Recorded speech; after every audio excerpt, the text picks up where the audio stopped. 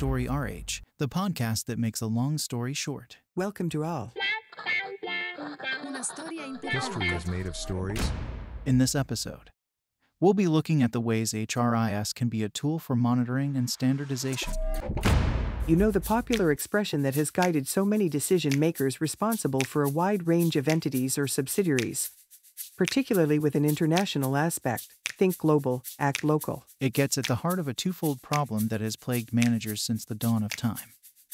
The desire to standardize, one group, one culture, one whatever, and one of its corollaries, centralized control of local action. The eternal question, with a global, top-down vision on the one hand, which is inherently normalizing and standardizing, and on the other, the demands of reality in the field, which involves diversity and particularities that are hard to understand from afar. And, these days, monitoring and standardization methods involve the company's IT systems to varying degrees. So, HRIS, a tool for monitoring and standardization? What's the story?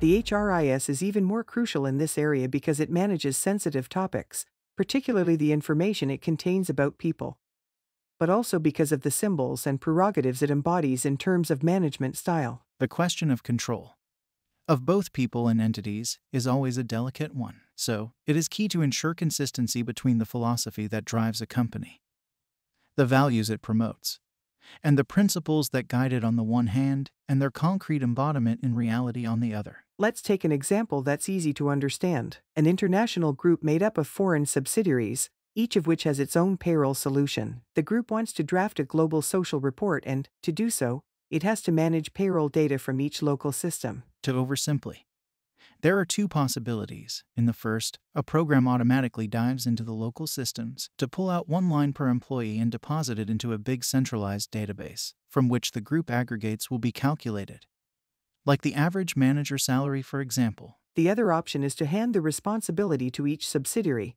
by asking them to hand over their aggregates to create the group report. So, basically, either I calculate the average manager salary by extracting one line per manager, or I ask each subsidiary for the average salary of its managers and how many managers they have. The example is intentionally oversimplified, but it's easy to see that the two approaches send different messages to the subsidiaries via their structure and their process. And let's not forget that the complexities tied to the method as such can be significant.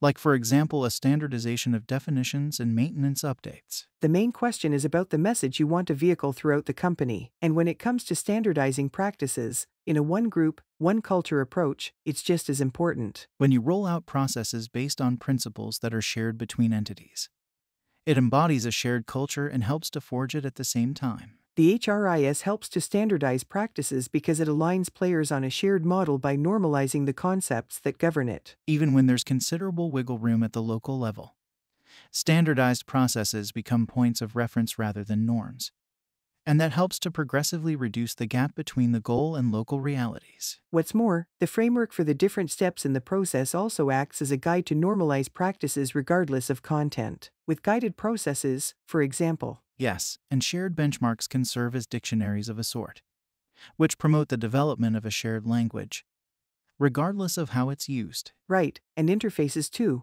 which are behavioral catalysts when there's an application framework and user experience that share the same ergonomic principles. To recap, HRIS, via its concepts and the processes it implements, is a tool that embodies a certain conception of control over local entities, one which can promote a shared culture when it is fully in line with the company's values. Is that right? Exactly right. Way to make a long story short. Story RH, the podcast that makes a long story short.